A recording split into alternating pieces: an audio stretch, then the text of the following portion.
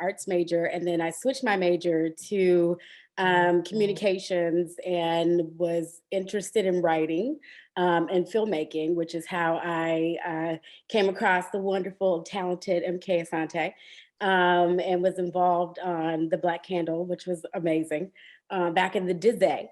But was just interested in just creativity all the way.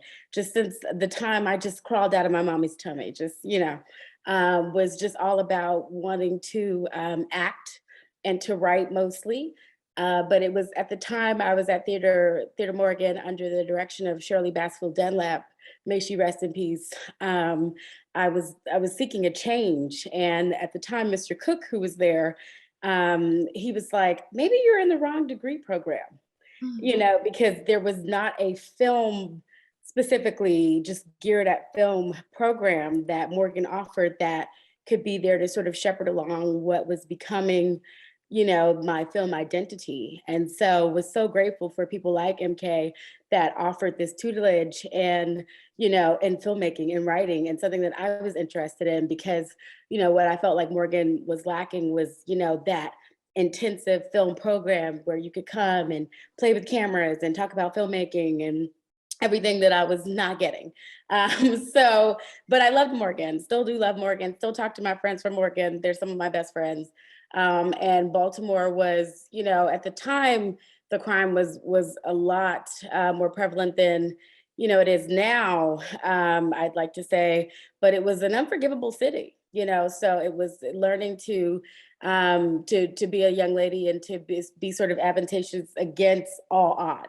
And so it made me, I think it's informed my art a lot because people will be like, well, how are you so savvy? And I was like, Baltimore, yo, it's like Baltimore City. Coming out here to have finessed in the way that I did, I think it was definitely being a product of that environment. Because, having to go to class and dig out your car when you live on Hillen Road, forget about it. It'll change you, but it makes you great. And I was forever grateful for that experience. And there's nothing like going to an HBCU. But yes, so it was a journey indeed. Having to sort of matriculate from there, and when I left Morgan, it was a difficult decision because that was like all I knew. That campus, Baltimore, Stokoe's, which I've heard is gone. Can't get the chicken. But it was all I knew. The walls of that campus was all I knew. And I had to make the very difficult decision. This was right after it snowed really, really, really, really bad in the winter of 2000, I think 9 or 10. And I was like, I can't. Oh, Stokoe's is still there. Okay. Somebody told me it was gone. Okay. No, it's still here. Okay. Woo. Okay. Thank you, Jesus. But I had to make the very difficult decision to leave, and I eventually attended Full Sail University in Florida to get my filmmaking degree. And they offered a very hands-on filmmaking program, which is what I was like seeking. I wanted to be, especially after leaving Morgan, which I will say, there's nothing like going to school in the inner city because you come out like raw, like NWA, like in your face. When you get anywhere else, people don't recognize the hustle and you are on it in a way that like going anywhere else did not teach me because I was ready. And when I got to school in Florida, I had the hustle like nobody else did. It was a predominantly male institution. And in Florida, everybody's just kind of sleepy, Disney, old people. And I was like, I'm ready to make films, boom. And I came through the door, busted through the wall like the Kool-Aid man. And they were like, who is this girl? And 2 years later, I practically left, Florida on a float. But then there was very much the dichotomy of like being in school and the real world. Maybe you left school as a showrunner, but now you're a PA. Now you're a door PA. Maybe you were the ish when you left the building, in Florida at Full Sail, but now you're a nobody. And so you graduate broke, in debt. You have all these student loans. I got my associates from Morgan in theater arts, but nobody cares. You got a BA in filmmaking from Full Sail, but nobody cares. So what else you got? And I had to resort to sort of that tenacity, that hunger that I had when I decided to go to Morgan in the first place. And I had to kind of pull up my bootstraps. What are you going to do? And I applied to the Television Academy's internship program here in Los Angeles. 1 in a million shot. I'm not going to get it. You're not going to get it.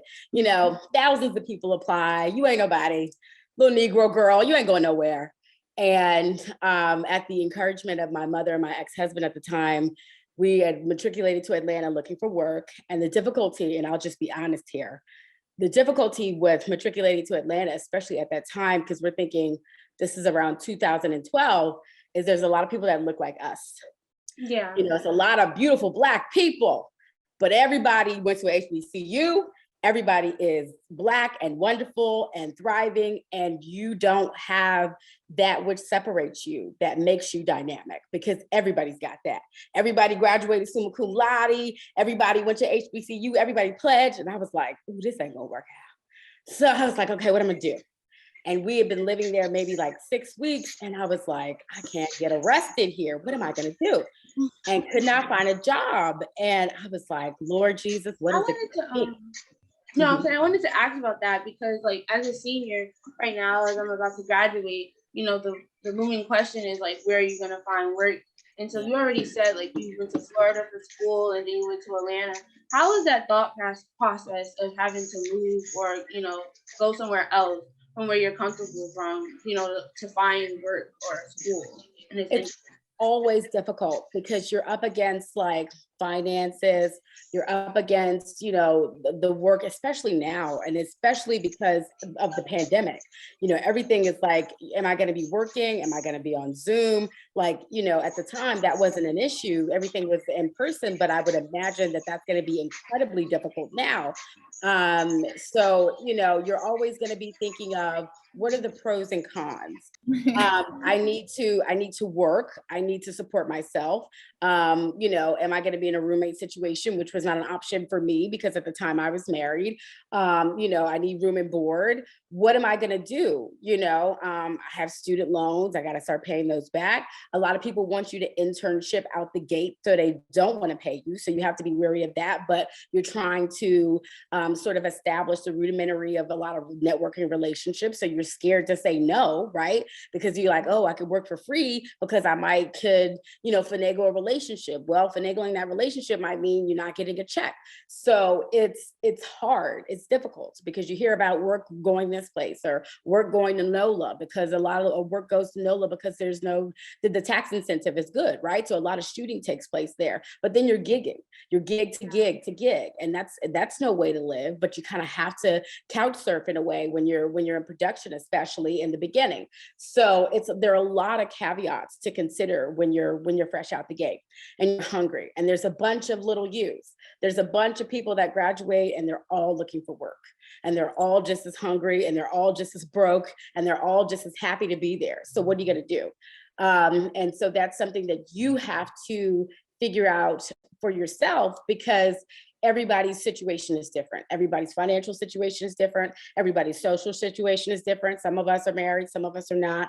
Some of us can stand to live with other people in a roommate situation. Some of us can't take it, Jesus. You know, what is it? And it's figuring out what you can stand. It's figuring out what you can't withstand. And it's making a smart decision that will ultimately lead you to where you're trying to be. You know, it's like, I want to be in New York. That's where I know I want to be. So I'm going to do X, X, and X. I want to be in Los Angeles. That's where I can see myself. So I'm going to do X, X, and X. And for me, I'd always really seen myself in LA, but never been to LA day of my life. But I've been to New York and I was like, this ain't it. So I knew New York was off the table. And so having traveled to Atlanta, which is where I'd heard in film school that all the work was going, I said, I have to see this for myself. You know, I'd heard there was a matriculation, especially for Black production people, that there was a lot of work going there. So I said, okay, I need to see it for myself.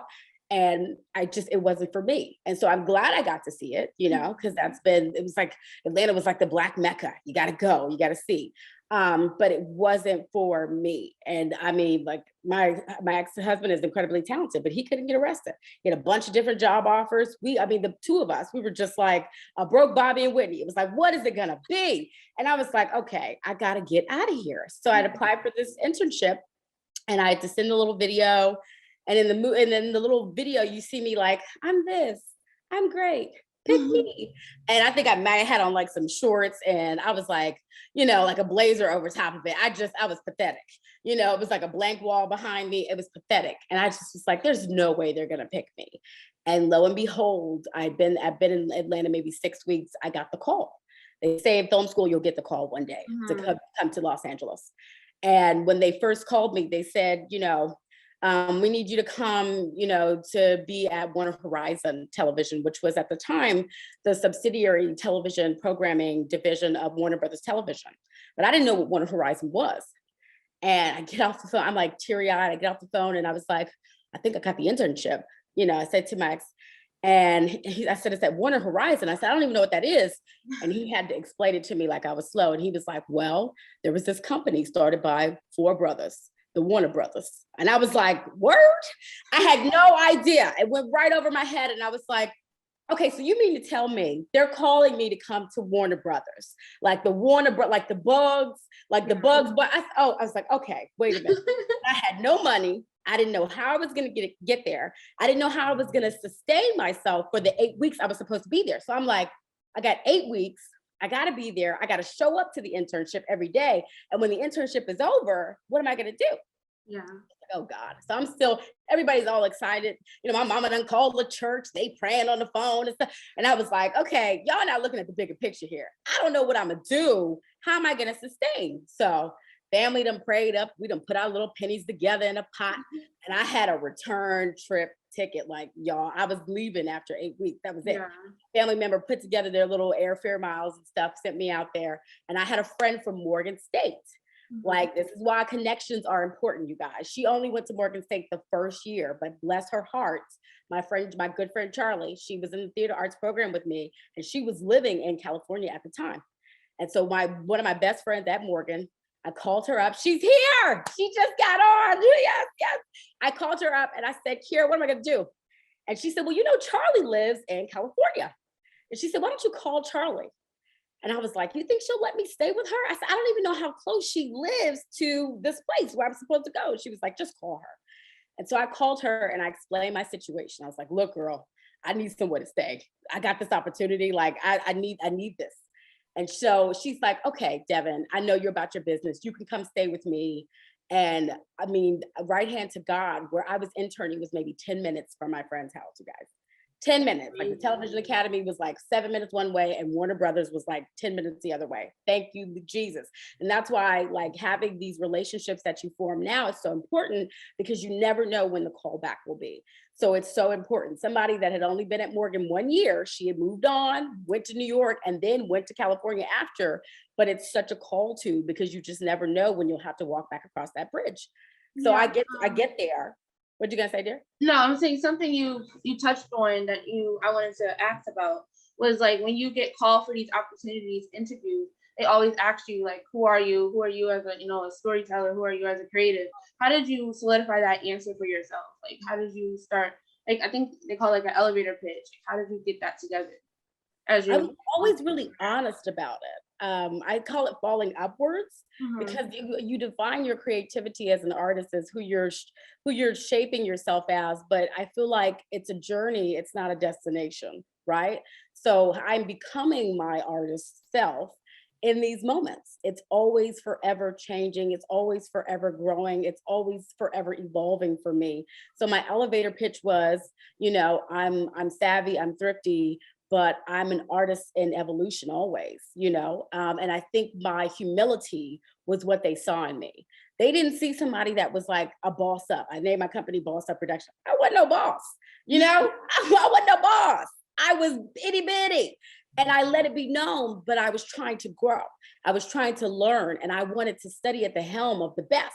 And in order to be the best, you have to study, by the best. Yeah. And I was willing to take those little crumbs that I could get and do with what I could. And I think it was my humility. It was, being yelled at by Shirley Basfield Dunlap and her throwing shoes at me at Morgan State. It was all those nights we spent in Turpin Lab. It was every little bit of piece of information I could take. It was MK, like Devon, that's not how you spell that in that script. Get that right. It was every little bit of everything that every one of my mentors and leaders and teachers and professors had given me. And me taking that in my little imaginary knapsack and being like, okay, I'm here and I'm still climbing a ladder. And I want to climb even further. And I don't know where this is going to go, but I know I'm interested to see where it could. And it was my humility more than anything. It was not trying to walk in the room and feel like you own the place. It's saying, no, I'm okay with being the dumbest person in the room. Because when you're the dumbest person in the room, you know you're in the right room. If you think you got it all together and you're the smartest person in the room, you got it wrong. You got it backwards. You need to be the person that is the least informed, because that tells you you're in the right circles. That tells you you're growing to the next heights. And it was being honest about that. Not, I want you to give me a handout, but I want you to give me a leg up. That was what it was. And when I got there, that was the attitude I had at Warner Brothers, was that I'm here to study, but also I'm trying to stay. Yeah. So when that 2 months was up, I was like, I will mop the floors. I will keep your kids. I will do hair. What do I need to do to stay? I was like hanging on by the walls because I refused to leave. You think I'm going back home to Atlanta living with my mama? Oh, heck no. I was like, that's not happening. And with the return trip ticket and talking to my family, it was talking to my friends like here, it was talking to my mom, it was prayer, it was staying prayed up. And it was a crazy summer, y'all. Like it was crazy. But I kept my humility, and I kept the reasons, of why I'm here. What are you trying to do with this? And even though I had to get back on that plane to go back, I was like, what can I do to stay? Because I've been sitting here chilling at Warner Brothers, working my tail off, and there's no way I'm going back to Atlanta without something. And by the end of that summer, I had 2 job offers. When I went out and I was hungry and I rolled up my sleeves and got on my own, and the people that I was actually working with, they were so impressed. They were like, we're gonna keep this little Black girl. She got a little something. What was your, for your internship, what was your role in? Like, what was the official title? Did they give? I think you're just your intern, your copy, your clerk, your whatever we say. Okay, so like administrative responsibility. So like administrative duties and stuff. Administrative clerical. That's all. It's like you got to be ready for whatever. And in the beginning, guys, know that they're not going to give you any real responsibility. Nobody's going to like hand you the keys to the kingdom. They're going to wait to see if you can actually tie your shoes. So it was like, they give you busy work, they send you on an errand, but it was mostly to learn. It was the first time I had been on a real set. Like Full Sail gives you a fake set to go to, and you get like a fake backlot. And then I went to a real backlot. And then I went to see what a real water tower at Warner Brothers looked like. And I was like, oh my goodness. So it was really there to learn. I got to sit in on pitch meetings. I got to sit at the round table with Peter Roth, the head of Warner Brothers at the time. And I was like, y'all gonna let me sit in this? What? So I'm taking notes, but both physically and visually, but you're supposed to look busy. That's one thing. Always look busy. Always have a notepad or something, look busy. Carry a pen, just look like scholarly. Like whatever you do, just look like you're always thinking. And I always was doing that. Yeah. And I looked like I wanted to be there. Sorry, it's like a little delayed. But so like on your internship, right, that's not necessarily the exact point that you want to be at yet. What do you do on your own time, your personal time, to keep yourself involved in, like, so if you want to be a writer, are you writing scripts on your own time, or like what do you do like on your time? Writers write. If you're doing music people produce music. Whatever it is that you claim that your craft is, you should be crafting that.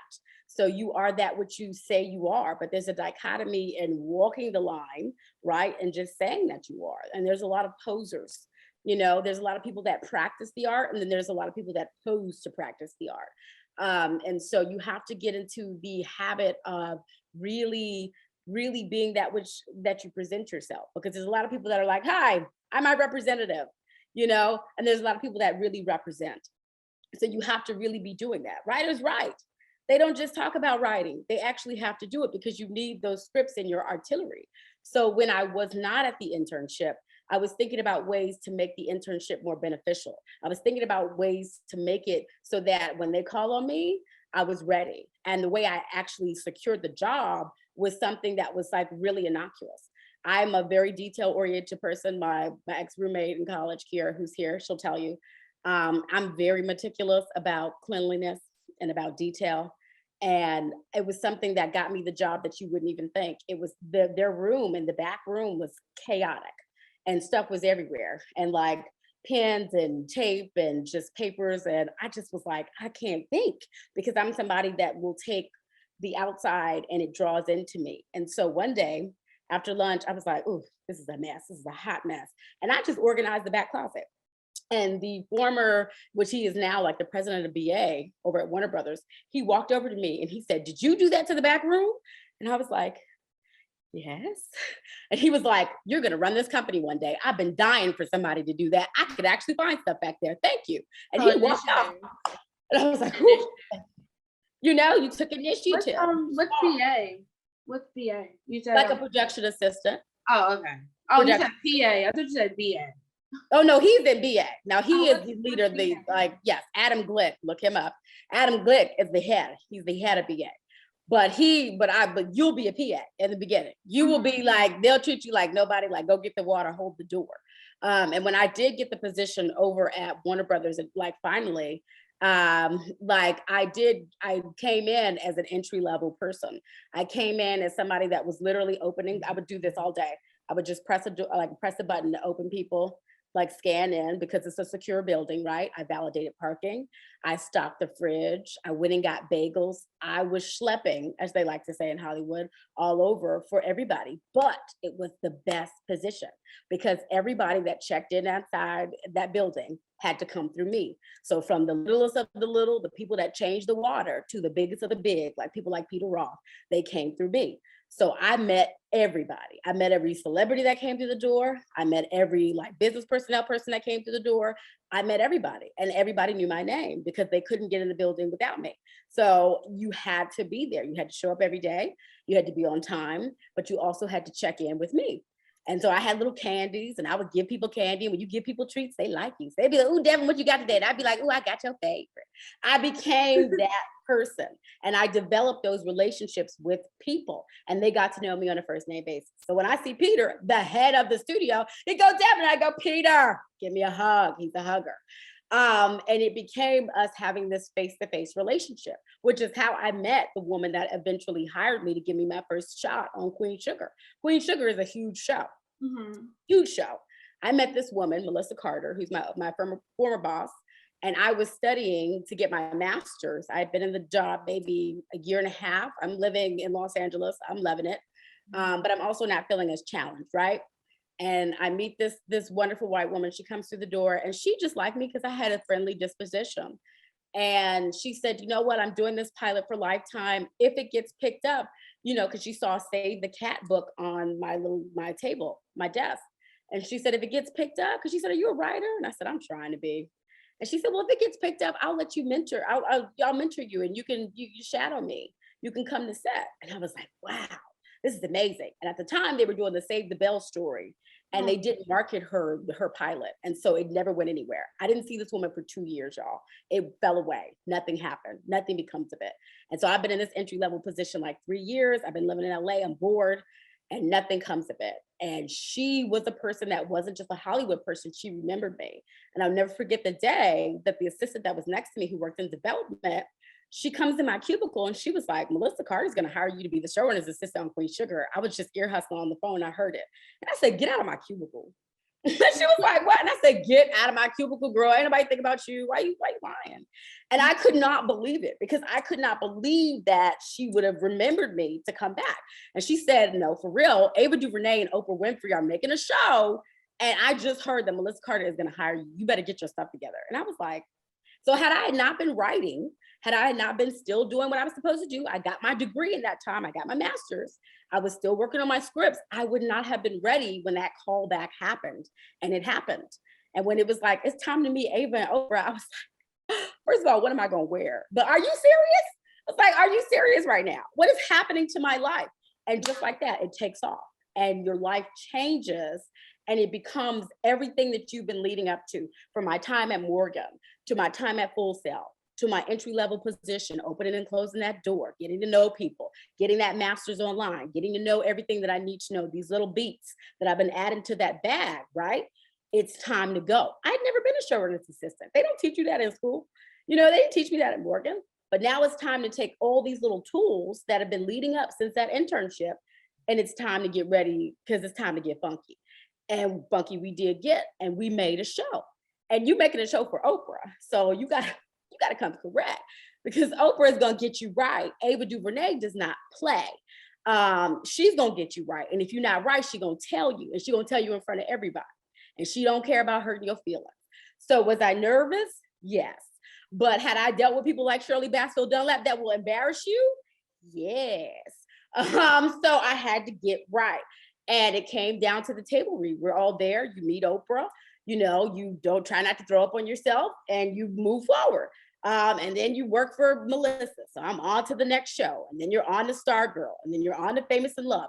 And I started getting all these opportunities. And I started thinking, okay, I don't just have a job now. I have a career.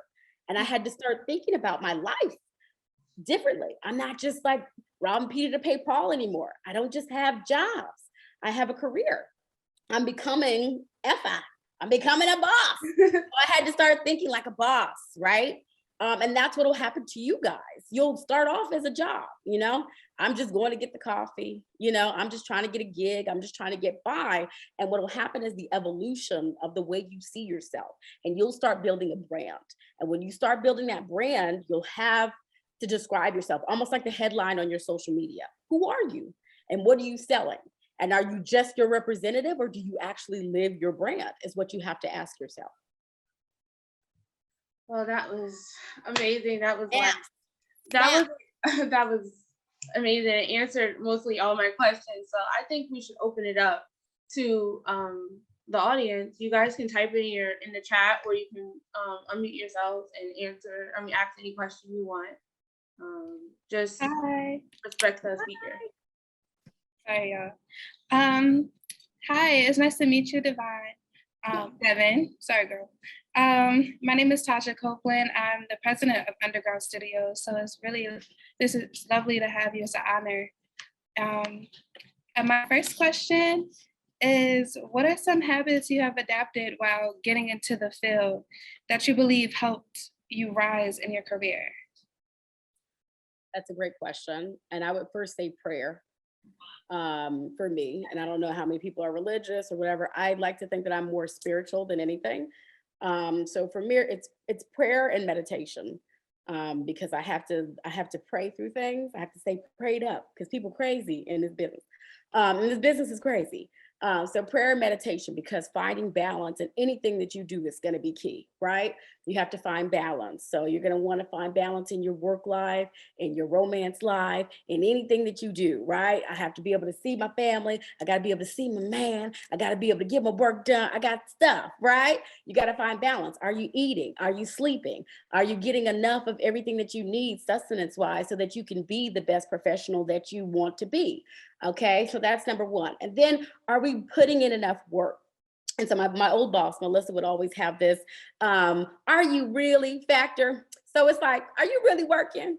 Are you really dieting? Are you really, did you really do them notes? Are you really? It's the are you really factor, because it's easy to sell yourself online, right? Because we all have that representation of what we put on Instagram and everything, but are you really? When you go home at night, you really know how much you really put in that day, whether it's at the gym, whether it's at the office, whether it's with your family or with your friends. And you have to have that real factor of like the dichotomy of how much you're really doing up against what you really say you're doing. So finding the balance, okay, of that is really important too. And then it's just really sort of having the time to unplug, having the time to unplug, to have that enough factor of like, I could be a workaholic, y'all. And Kira can attest to it. I work, like David will say this, and he was like, Devon, you ain't gonna have no ass working for me. He was like, because you're gonna work your ass off. And I was like, David, I got a big old butt, so we're gonna see. But I will work harder than anybody. I'm not the smartest person.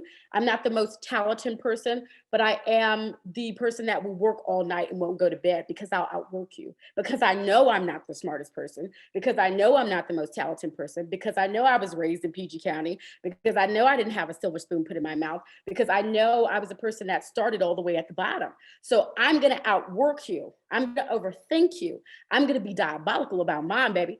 That's how I get down, you know? So I have to pull away because I was letting that balance shift and it was becoming off skelter.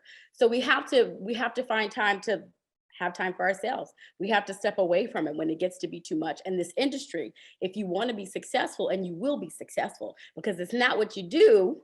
It's not that you won't get it. It's what you do when you get it, right? It's not that you won't get it, because you're going to get it, but it's what you do with all that. And so you have to unplug sometimes. You got to unplug from the internet.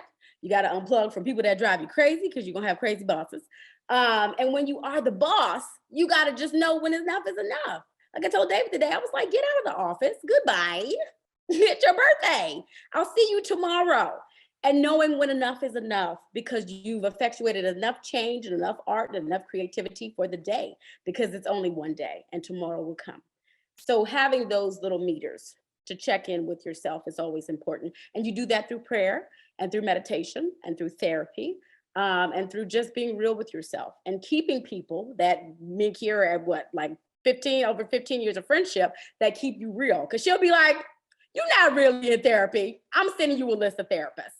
You know, like people that keep you humble, people that keep you real and tell you the truth about yourself. Because you can have yes men in your life, but you need people that are going to keep it real with you. And that's important. I just want to cut in here real quick. Would you say the same thing for like rejection? Like, you know, how you said you applied for this internship and you got it, but like, if we're not for that specific position, but if you apply for something, you don't get it, how do you deal with like rejection? Oh, I get mad. I get so mad because I'm so hard on myself, and I get disappointed and I get down and I allow myself to have a reaction, and then I move on, because you're a human. So I allow myself to have a human reaction. I allow that to go on for maybe 24 hours of disappointment, and then I move on. I've had so much rejection. There's so much rejection in this business. I didn't get this. I didn't get into this writing program. I didn't get this, or, you know, somebody didn't like this, or my script failed, or whatever. So I allow myself to have disappointment, because disappointment is natural. And actually, it informs my writing. If I don't have real emotions and I don't have time to have real emotions, then it won't inform my writing. And I need that, because that's actually what sells, right? But then I have to move on from that, and I can't wallow in it. So you allow yourself to have the grace of like, I felt this. Ooh, I really wanted this. I didn't get it. Okay. And then you move on from it, and you don't let it eat you, because there's just somebody as talented or whatever. And you have to know that like whatever God and the universe has for you is for you. You gave it all, you gave it your shot. And now it's time to move on to the next thing, and the next thing will come. But you have to be realistic about how long it is you sit in that wallowing. And that's something that took me years to be able to control, because I would sit and beat at myself and beat at myself and beat at myself. And finally, my friends were like, you're going to need to get over that. Like, y'all are right. No, I understand. I kind of went through that period last summer. But we met through like the APCNLA program and stuff. But that whole rejection part is real. Like, and not a lot of people talk about it. But that was it. I'll let everyone else ask questions. Oh, it sucks. And it's a real thing. We all gotta feel it, right? You know, as artists, we're sensitive about our stuff, but we get over it and we go on. Paul has a question. Hello, nice to meet you. I'm Paul Ijala. I'm a senior here in the SWAT program, and right now I've been working on my senior project, and I'm struggling a lot with like writer's block. So I had a question. My question was, how do you deal with writer's block, and do you get writer's block?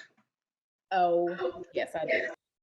I get writer's block all the time. I'm experiencing about a writer's block at the moment too. It's funny you mentioned it.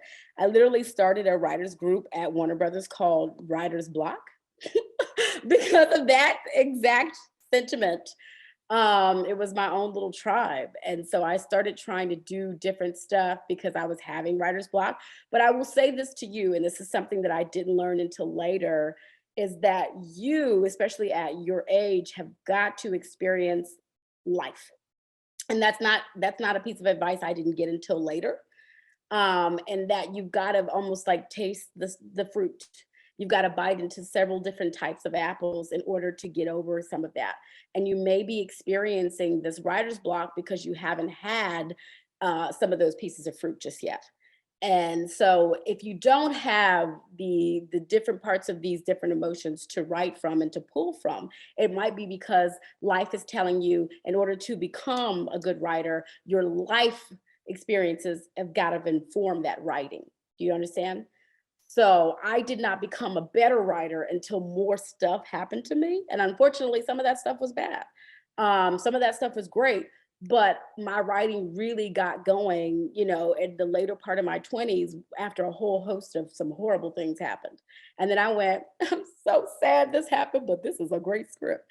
Okay, so you have to give yourself patience to grow as an artist. You have to definitely be diligent. And you have to set sort of mile markers for yourself. So even if you say, I'm going to write today and I'm going to do 4 hours or 4 pages, whichever comes first. And that's what the showrunner on Queen Sugar, that was her goal. And that's where I started. 4 hours or 4 pages, whatever comes first. And you do that. And you sort of be just like militant about it. And you keep pushing yourself. And maybe you do it 3 times a week. You don't do it every day. Maybe you do it twice a week. You don't do it every day. But you have to start setting little mile markers for yourself. And like I said, be patient with yourself as you're growing, because you have to experience life. Nobody wants to read a script about something that nobody's happened to yet, because life hasn't happened to you yet enough for your writing to be informed in that way. But you'll get there, because some of the best scripts come from people that have had stuff really go down. And you go, man, you know, you ever listen to a love song and you go, they must have broke up. Like every time Adele get divorced, I'd be like, ooh, the album gonna be so good. I can't wait. Because she done been through some stuff, you know, and stuff has to happen to you in order for the richness to be informed. So it's give yourself a moment, you know, and accept that we are always ever changing. We're always growing. We're always evolving as artists, but also set those mile markers. And when you get discouraged, that I'm telling you, it may sound crazy, but the 4 hours, 4 pages, it works. And sometimes it's trash. You look back the next day and you're like, what was I on yesterday? This is horrible. But you'll go back and you'll rewrite it and it'll be better. And you go back the next day and you rewrite it and it's better. And you get it and you get in a rhythm and it's better, because writing is what? Rewriting. So give yourself a moment, but set those mile markers. And when in doubt and you don't have anybody in your tribe, start your own tribe. That's what I did. And I think Nikki is here. Nikki Sally, my ace in LA, she's here. And she was the former co-chair president of the Black employees of Warner Brother alongside myself. And we started our own group. When we didn't have anybody to write with that had checks and balances with us, we started our own tribe scribe. So you can do that. You can do that. You can have people within your group that hold you accountable to say, Paul, I didn't get those pages. And you're like, okay, I do owe you pages. You know, because an executive is not doing that for you yet. You don't have a David Talbert asking you for pages just yet, but you will. So until you do, you get your own tribe of people that will hold you accountable. And then when you know you have that deadline, you're more likely to get it out. You're more likely to have those pages, because you're like, dang, Devon's gonna ask me for them pages today. All right, let me just put some on. And even if it's trash, you're like, let me just put something down, because you don't want to be embarrassed in front of your fellow artists. So try that. Thank you so much for that advice. I can't see you, but I feel you. Another question. You hear me? So what advice could you give to Black women that are interested in this field in particular? In film particularly? Mm-hmm. Well, you're gonna likely be one of only few women in the room. So get ready. You know, I always like to say, all right, ladies, here we go. Because it's usually just us. And you can often feel like you have to be in competition with the other Black women that are in the room, even though you're not necessarily, but that's how they pit us against each other. You know, they kind of pit you. It's like, oh, there's only room for one. And that's not true. And we have to change and shape that narrative. And we're working very diligently to change and shape that narrative. Women like myself are trying to pave the way for women like yourself. So I hope by the time, you're a decade into your career, that will be a different narrative.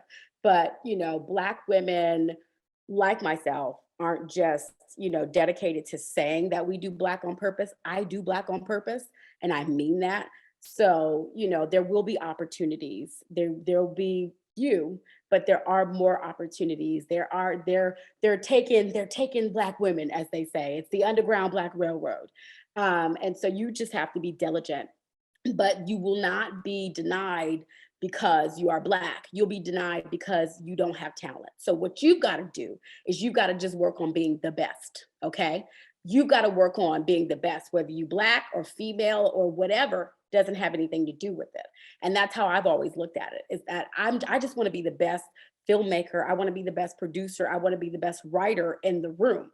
So I don't want my sex, or I don't want my, color to have anything to do with it. I just want to be the best person that you call for the job. And when you approach the situation like that, you'll get out of your head about whether or not I'm a Black woman, because they're ready to throw stones at us, right? They're ready to call us an angry Black woman if we have a reaction that if a white dude had it would be different. It'd be totally different if I got angry on a notes call, but they're going to call me an angry Black bee if I raise my voice and I'm passionate. So we have to be cognizant of how we present ourselves always, because execution is everything in every moment. But we especially have to be that way because we are Black women. But you get out of your head about your sex, you get out of your head about your color, and you just be the best person in the room for the job. And that's going to always be how you lead yourself. And that's going to be how you proceed whatever anybody wants to put on you, because people gonna put things on you anyway. As Black women, we get stuff put on us all the time, but we are the strongest, and we know that. So you can do and be and reach whatever heights that you want to, and you get out of your head about that, and you focus, as my mother would tell me, and she told me this at Morgan, you focus on the work and the grade will come.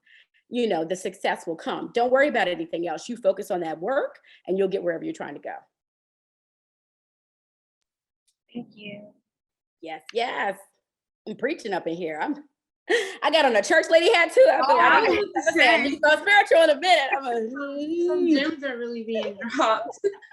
If I have a question real quick too. So like we met through LinkedIn and social media.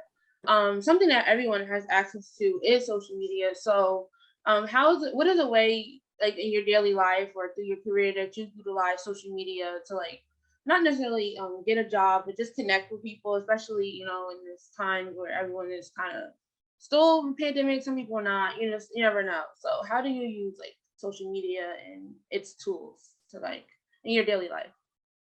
Well, definitely for the advertising of my company, for Boss Up. And I got a brand strategizer and did all that because I'm not really a social media person by trade. I remember when following somebody was a bad thing. So now I've kind of switched gears and I've opened myself up, and it caused me to have to be like, okay, I have to reshape the way I see things. And so getting a brand manager and, having to put myself out there and kind of have people see behind how the sausage is made has been a new way of looking at things. But I realized that I have to do this, right? I have to. So I was like, okay, how can I present myself and present my brand and, have people follow me and do all of those things? Because even in now, the marketing of how we do shows is different, right? Like they're asking people now when they're looking through all these streaming platforms, they're like, how many followers does a person have before they're like going into the pitch for some of these meetings? That's literally how they're selling some of these shows. So I had to sort of like reprogram myself about how I saw social media. So when I started Boss Up, I was like, okay, how am I going to do this? I got the brand strategizer. She's like, we're going to launch it Labor Day weekend. She's like, this is how we're going to go about doing it. And so just recrafting myself and my brand for my company was like a big step for me. So I'm posting now under Boss Up, but also through my brand, Devan Renea, and even crafting how I saw how my two brands were sort of ingratiated together was reprogramming my brain. So it's really important, guys, as you're seeking to present yourself. A lot of you guys are close to graduation. Be thinking about how it is that you want to ingratiate your brand as you're stepping out. How is it that you want people to see you? How is it that you want people to receive you? Because we can be, are you twerking? or are you working? It's like I want to say, are you out there putting yourself out there? Or are you being put out there? You know, so make sure that you're finding ways to shape and craft yourself so that people see the best parts of you, you know. And if you're going to have a personal brand that's just you and it's you funning with your friends, okay, fine. Well, then you need to now start a professional brand so that 10 years from now, that professional brand is intact, right? So that people don't have to misunderstand, because now they're Googling. HR is looking you up. When you're going for a job, they're looking you up. Know that. And you don't want people to misrepresent who you are or what you're bringing to the table, because your social media represents you in a way that's not in the best light, you know? So I'm using my LinkedIn now. In fact, I'm up for a job with the Jim Henson Company, writing for a Kwanzaa special. This was something that they came to me with through LinkedIn. They found me. I didn't, you know, it wasn't the other way around. So I was, at one point I was like, oh, LinkedIn, I'm never going to find anything on LinkedIn, but LinkedIn is hot. I found my website designer on LinkedIn, my brand strategizer on LinkedIn, you know, so make sure that that's updated. Make sure those bios are updated. When you start getting those credits, make sure that IMDb is updated. I know it's $20 a month. I hate to see it come out of my account too, but just go ahead and pay the $20 and make sure those pictures are professional. You know, if you know one of your friends that takes headshots, you guys can artist barter. That's what I did. One of my friends is dope. He takes dope headshots. So that's what we did. We artist bartered. I produced something for him. He took headshots of me, you know? So there's ways to do that exchange so that it's not necessarily coming out of your pocket, but that when you're presenting yourself, you're always presenting the best sides of yourself, because you want to make sure that when people are looking you up, when that Google search, and Google yourself regularly to see what comes up when people are looking you up, because that's really, really important. But use social media. Don't be a tool of social media, is what I want to say. Anybody have any more questions? I feel like I'm just preaching. I feel like I'm just preaching. Devon, I just want to say thank you so much. That conversation was full of wisdom and jewels and information and just affirmation, and it was amazing. So thank you so much. That was really it's an honor to hear you, and I'm hoping everybody soaked that up and was taking notes and just, you know, absorbing the energy, because everything you said was amazing. So it means so much coming from you. I love it so much. Not from me. You got it from up there. But it's amazing. And so I just want to say thank you. Thanks for doing this. Oh, absolutely. It's such an honor. I miss you guys so much. I love MSU. It's my stomping grounds. It's where I first got the inclinations that I could be something on this little road to success. And I'm nowhere near where I'm trying to get to, guys. We're nowhere near, but remember that it's a journey. It's not a destination. So if what God has given me, these little breadcrumbs, if I can, you know, change or help inspire, I'm so happy to do that. So feel free to call on me for anything. If I can help, you know, inspire or change, give a recommendation, give any knowledge or whatever, I'm happy to do that. Please utilize me as you should, because we're a family. We'll always be family. So thank you so much for having me. I just feel so honored. Yes, I just want to piggyback off that. Thank you. Like ever since I met you, you were amazing, and you kind of gave me advice throughout my transition to where I am now. So yeah, thank you for taking the time to do this. This was amazing. Oh, someone asked, are you on Instagram and can they stay in touch with you? Yes, I'm gonna put my Insta up here. And also, are you comfortable with dropping your email or? Yes, I'll put that up there too. And I'll put my website I'll put my website, and it has all my everything. So you guys can just do that. Oh, I have another question real quick. Like LA, so you said you lived with a Morgan friend or someone, but with other things that you do in LA, just like for a first time person coming to LA, like what did you say, dear? Like for a first time person coming to LA, how is that, like, the scene there, I guess, if that makes sense. It's very superficial. I'm not gonna lie. It's very superficial. It's very expensive. So get your dollars up. But it can be very wonderful. The weather is great, like it's still sunny outside, you know. But it can be a rude awakening coming from the East Coast. So, you know, it's very different. Like some of my friends are like, no, I hate LA. It has to be New York. And some people are like, I can't be New York. I'm very much an LA person. But it's a whole new awakening. I can say that it's a whole new awakening. It's very expensive. Like gas is over $5 a gallon here. Okay, I drive a Challenger. Okay, so you know I don't never leave my house, right?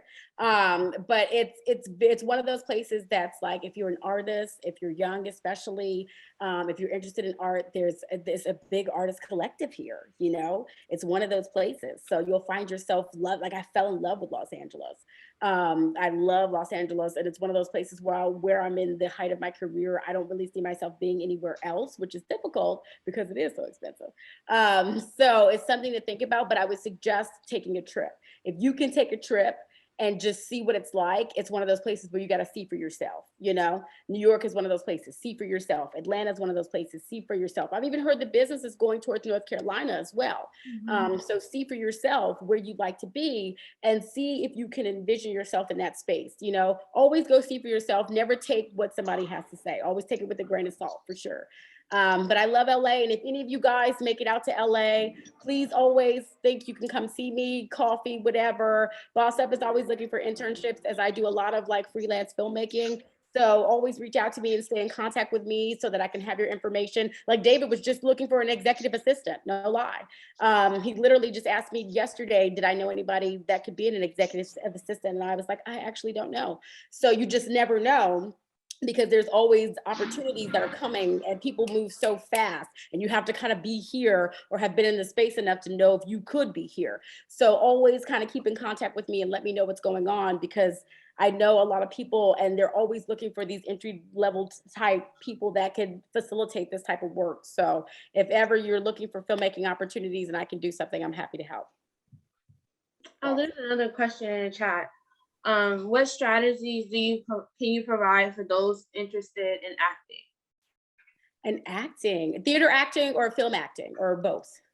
Both, I guess. Well, I guess, film acting.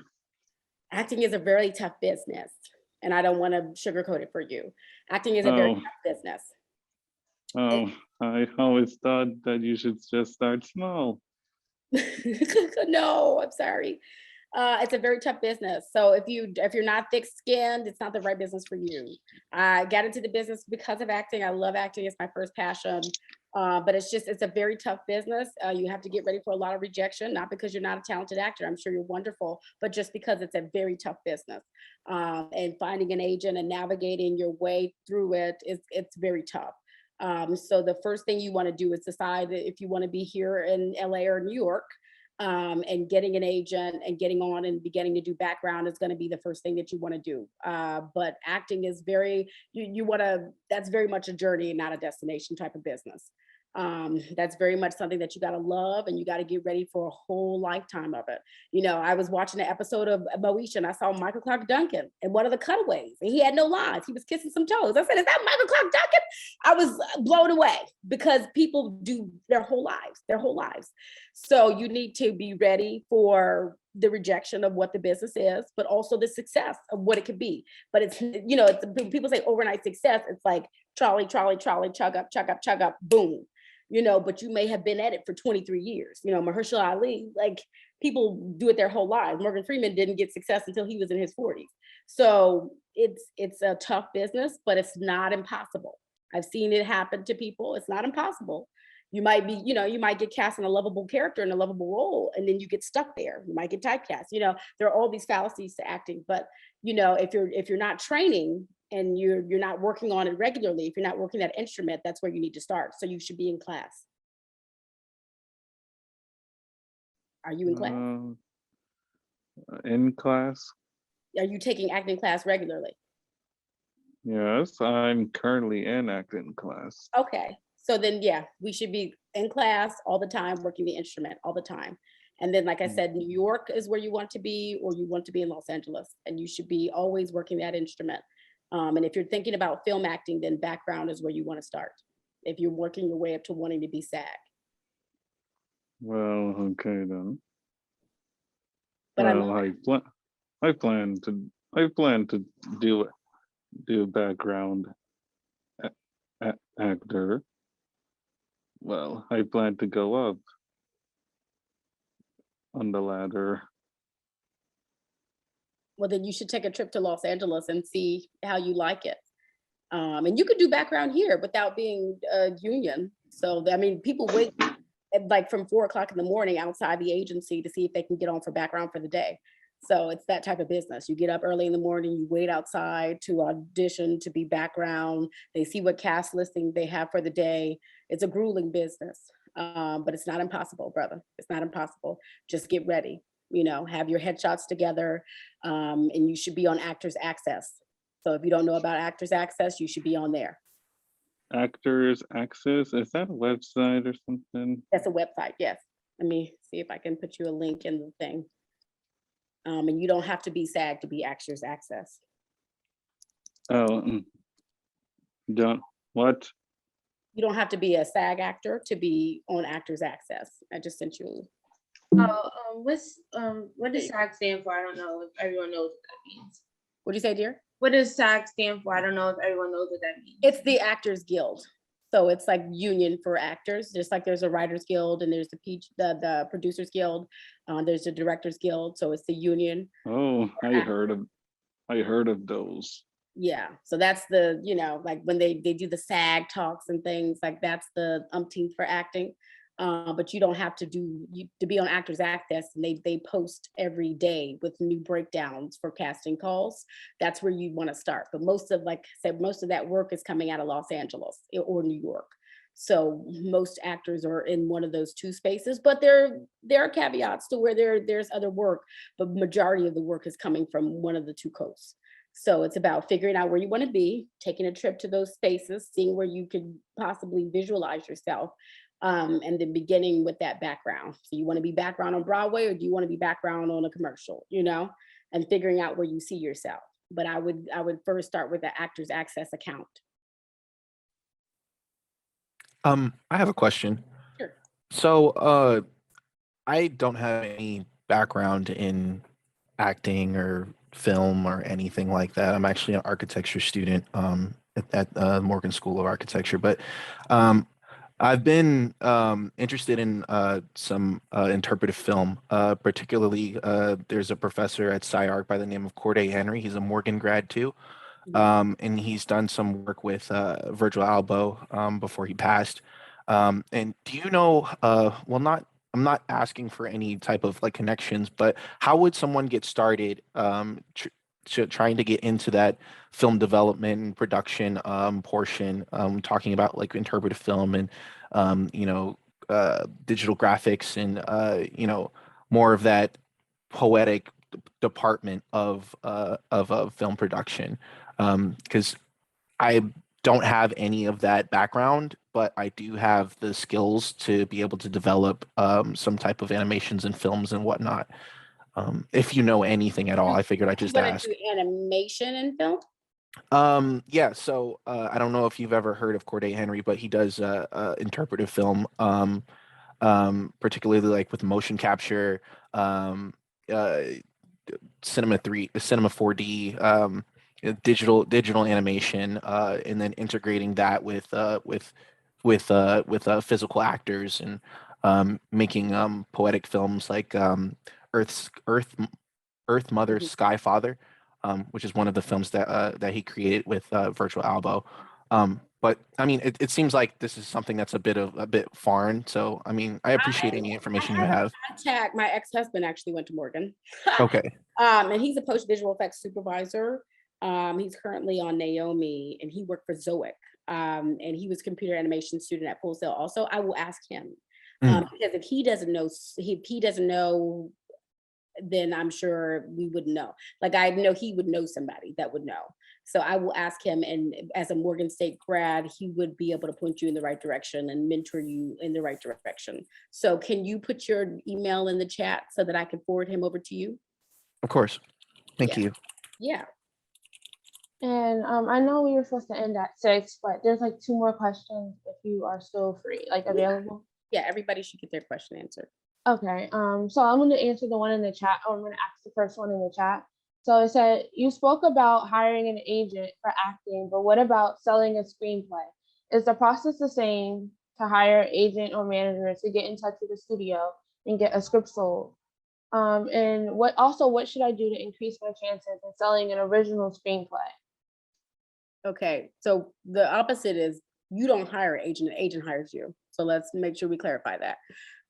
So you're lucky to get an agent. And is the process the same, hire an agent manager to get in touch with the studio to get a script sold? So once you have an agent, typically, because it's almost impossible, it's not impossible, it's not, but it is, to get your script out there, typically that person is then sort of on a hunt to try to get your material out there. So it kind of works like, you have this piece of material, you get representation. So representation is then solicited. So then now I have this representative that is then out there trying to market my material for me on my behalf. Then they solicit a meeting on your behalf. You guys meet with the studio or network. Then the IP, the intellectual property, is sold.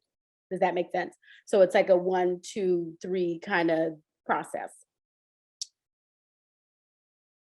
Let's see. Okay, so also, what should I do to increase my chances in selling an original screenplay? And trying to increase the chances of selling an original screenplay is to make sure that the work is really good. So we're looking at the result, and we're putting the cart before the horse. If you have a really good, sizzling hot piece of material, I don't want to say it sells itself, because it's not that easy, but the chances of really being able to get that material out there increase because it's really, really good. And then having a really good agent and or manager that is working really diligently on behalf of you and your intellectual property, then will make it more of a chance of getting sold. So I have a really, really good script. Okay. So I have, like, American Beauty, boom, because that was his first thing. And now I have a really, really great manager and or agent, boom, and they're getting me really, really great meetings. So now I'm in this meeting. So now the chances of this really getting sold is going to be, monumentous. So we have to look at it from that side of it before we're looking at the result of it, if that makes sense. That makes sense. Does that make sense? Yeah, there was another question, Wakai. Am I pronouncing it right? Yeah, hi. So I'm in the acting. I'm interested in acting too, but I know that there are sometimes instances where, like, you're a film actor and you end up doing romance scenes. So say you're in a relationship or something like that, and your significant other doesn't really feel comfortable with that sort of thing. Like, and no matter what you say or do about it, like, they just don't. It just makes them uncomfortable. Like, how do you really, like, how can they put up with that? Or, like, do you feel like the best solution would be to just, like, Not have break a up, or significant just, other? Yes. yeah, like, Well, I was, it's so funny. I was in that situation previously, but I was the other side of that because I used to date an actor. It's one of those things where in the business, you're always going to feel that way if you're the person on the other side of it. And they look, they have intimacy coaches and all of this stuff, and you're in a scene, but to the other person, it's always going to be like, y'all was kissing, y'all was necking. But what you can do as the actor to always ensure that your significant other doesn't feel away is to make sure that you're as professional as possible. Be as professional as possible. You're not, in the scene too long. You don't get carried away. You're professional. You're keeping your professional distance with you and your scene partner, and you're not up to no bad stuff on the side, because then you don't have to feel guilty. But if you're with somebody that's just insecure, there's nothing that you can do. And as an actor, you're going to always face this challenge because you're going to be constantly put in situations that are going to have to do your job. So you're going to have to really decide whether or not that this is going to be something that can be, because this is going to be ongoing. You're going to always have to do your job, and you're going to constantly be put in that situation. So you might have to get a new woman. Like, sorry. But it happens. From the higher the high to the lower the low, it happens. It does happen. Like I said, I was in a situation myself, brother. I feel for you. I feel for you. But be professional. Always be professional, and you won't have anything to worry about. Cool. Thank you. Yes, yes. Oh, and which is the better option, an agent or a manager? They go hand in hand, guys. So, you know, I always get that question of what is better. I'd like to think a manager is the person that's really out there repping you and doing it, but you really do need an agent too. So at this point, get who's going to represent you the best. You know, agents are great. Agents are wonderful, but managers also, there's an upside to having managers too. And they're both so hard to get that at this point, you want to get who you can get, kind of thing, you know? So if an agent is willing to represent you and represent you well, get an agent. If a manager is going to represent you well, get a manager. You know, you're not, when you're coming up, you're not in a position to pick and choose over the bones, kind of, so to speak. So if you can get one of the two, if you can get both, and most people do when they get to a certain level, have both a manager and an agent, get both. But, you know, right out the gate, most people get managers first and then agents. Most people do. And then you get an entertainment attorney and kind of have a whole team. Most people do, but when you're coming up, like I said, when I was a scrub, I'm like, I'm gonna take whoever gonna take me. You don't really have the choice in the beginning. So take who will get you. And who was that? What was the name of the young man who I'm putting in touch with? Is it Brian? I think it's Brandon Jones. Brandon. Okay. You can come unmute yourself if I'm mistaken. Brandon. Okay. And I have your email. And you guys have both my website addresses, and on the contact page is all my handles. Yeah, that's what I was gonna say. We've been chatting ever since you did it, but scroll up, guys, and she put her contact information. And yeah. I want to just say one last shameless plug. We're hosting this event today, Underground Studios. We're the film club here at Morgan. If you aren't familiar with us or not a member, I'm about to drop our email and our Instagram. Follow us, send us an email, and we'll be, you can join or come to our events. And just again, thank you again so much. This was so fun. We're recording it, so we're gonna edit it and post it on our YouTube, which is also linked in our Instagram. So you guys will get to watch this again and taking all the gems. This was amazing. And I think that's it. Have a good night, everyone. Thank you, guys. Have a good night. I'm signing off from the West Coast. And if you guys need anything, you have all my contact information. Remember what I said. I know I said a lot, but remember the gems that I dropped. And if you guys need anything, I'm always here. Thank you so much for your time. I just dropped our information, everyone. Bye, guys. All right, guys. Take care. Production shop.